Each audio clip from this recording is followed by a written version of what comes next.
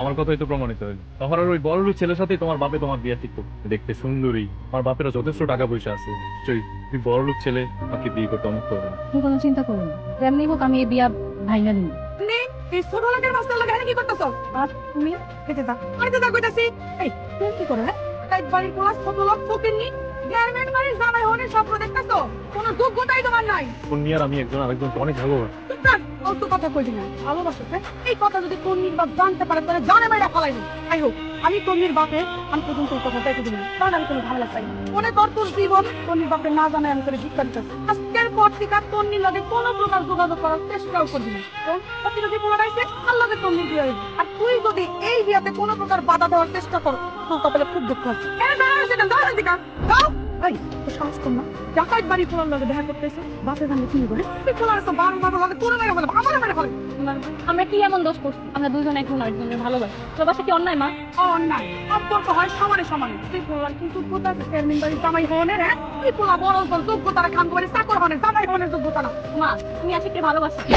এই ধরনের ফালতু কথা দ্বিতীয়বার করবি না। তোর বিয়ে আশিকের লাগে না, আসিফ চৌধুরীর লাগে হইব। আর বাড়িতে চল, বাড়িতে চল কথা। মামা, বাবা মামা, তুমি কোন জেল থেকে ছাড়াবে না? আমার নাম এক বছর পরে জেল থেকে ছাড়াবার কথা।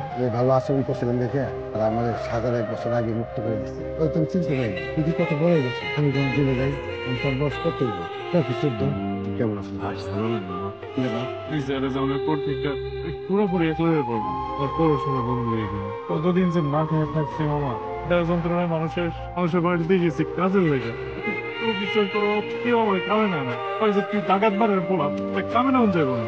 একবারে পোলাম আমি। মামা, ডাকাত বাড়ির তুই তুমি যখন ডাকাতি আর খুনের মামলায় জেলে যাও তখন মানুষই বাড়ি নাম দেয় ডাকাতের বাড়ি। তুমি চেয়ারম্যানের লোকে শত্রুতামি করতে গেছো। তুমি যদি চেয়ারম্যানের বিরুদ্ধে এই নির্বাচন না করতা তাহলে আমার আর এত কষ্ট করা লাগতো। আমার এমনি না খেয়ে থাকতে হইতো না, আমার পড়াশোনা বন্ধ হইতো না। আমি আজকে পড়াশোনা করে একটা ভালো চাকরি করতে পারতাম, নিজের জীবনটাকে সুন্দর করে সাজাইতে পারতাম।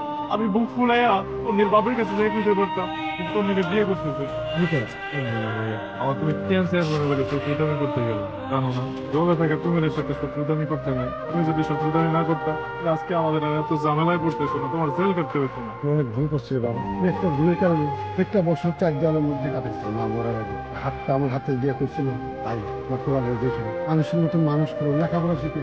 তো আমি আমার বোনের কথা আমি রাখতে পারি না বাবা। তাহলে হয়েছে বাপ, আমি আর তোর জীবন নষ্ট হতে দিই।